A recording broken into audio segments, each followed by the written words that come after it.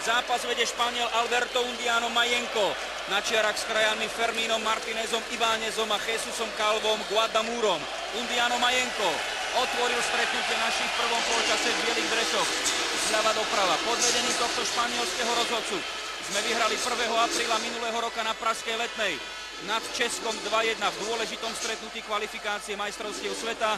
A práve Undiano Mayenko nám pískal aj 8-finálovú prehru na svetovom šampionáte v Darbene proti Holandsku. Weiss proti O'Sheaovi.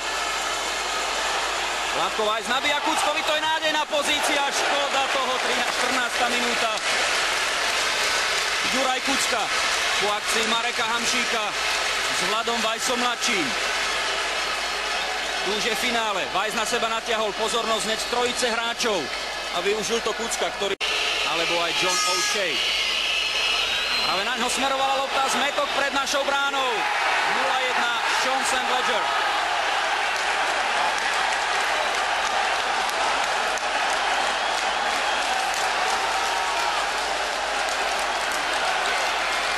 Zbytočná štandardná situácia a rezultuje z toho gól v muchovej sieti.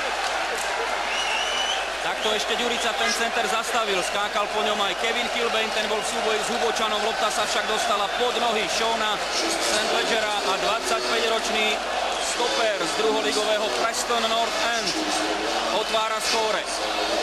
V lani v októbri skóroval v kvalifikácii majstrovstiev sveta doma proti Taliansku, teraz prekonáva Slovensko.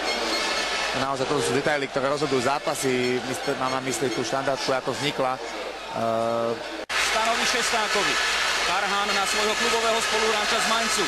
Zabavníka jeho prudký center, na ktorý ešte dočiahol. Mancini uprednostňuje anglickú reprezentačnú jednotku mladšieho Joea Harta. Hamšíkov center. Pekná lopta. Gól! Gól! Skvelý návrat Jana Ďuricu do reprezentácie. 1-1.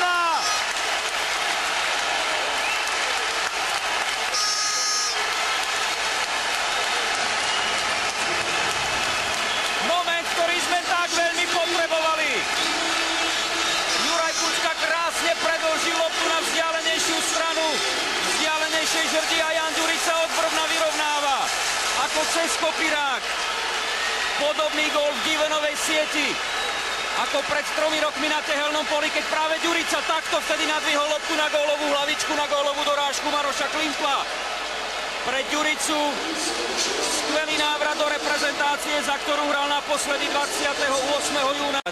Aidena McGeadyho, ten bol rýchlejší ako Ďurica, pokutový kop pre Írsko, to snad nie je pravda. Aj žltá karta pre Jána Muchu, tak to je ako zo zlého sna. A teraz neviem, či to bolo dobre rozhodnutie, pretože McGeady si naozaj tú loptu predkopol takmer až do hľadiska a absolútne nechcel nič iné, len zachytiť vlastne kontakt brankára bez najmenšej šance vlastne tú loptu znova zachytiť, ale kontakt tam bol predtým, než lopta opustila ihrisko, takže ale tá lopta skončila v hľadisku. McGeadyho oblúčik ponad Jana Muchu. Robbie Keane, ktorý skóroval z pokutového kopu proti Igorovi Akinfejevovi, pričom kopal zo svojho pohľadu na pravú stranu. V piatok stojí teraz proti Jánovi Muchovi.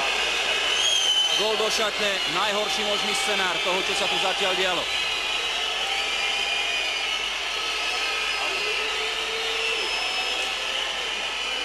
Oblúčik McGeadyho išiel ďaleko od brány. Undiano Mayenko napriek tomu dáva Írom pokutový kop.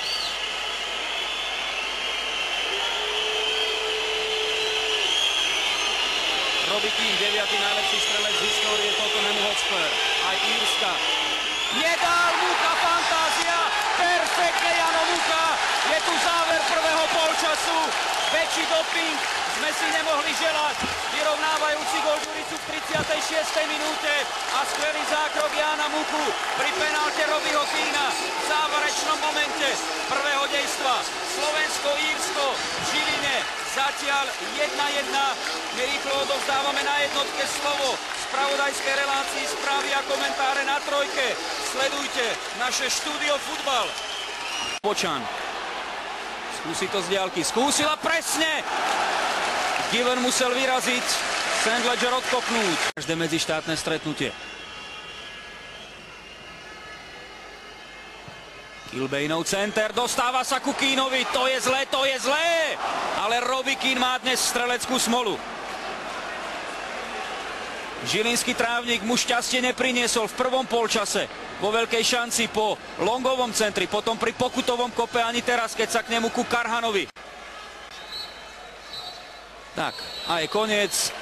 Slovensko-Írsko 1-1 v štvrtom vystúpení nášho národného tímu v kvalifikácii majstrovstiev Európy 2012. V druhom polčase sa skóre stretnutia nezmenilo. Mali sme náznaky niekoľkých dobrých pozícií. Napokon remízový stav, ktorý zachránil Jan Mucha v závere prvého polčasu pri pokutovom kope írskeho kapitána a najlepšieho strelca írskej reprezentačnej histórie Robbieho Keana. Kvalifikačnú jeseň tak končíme s bilanciou 2 víťazstiev, 1 prehry a 1 remízy. Jan Ďurica vyrovnal v 36. minúte po Hamšíkovom prvom rohovom kope presnou hlavičkou pod brvno Givenovej brány. Slovensko-Írsko 1-1 so 7 bodmi budeme zimovať v tabuľke skupiny B.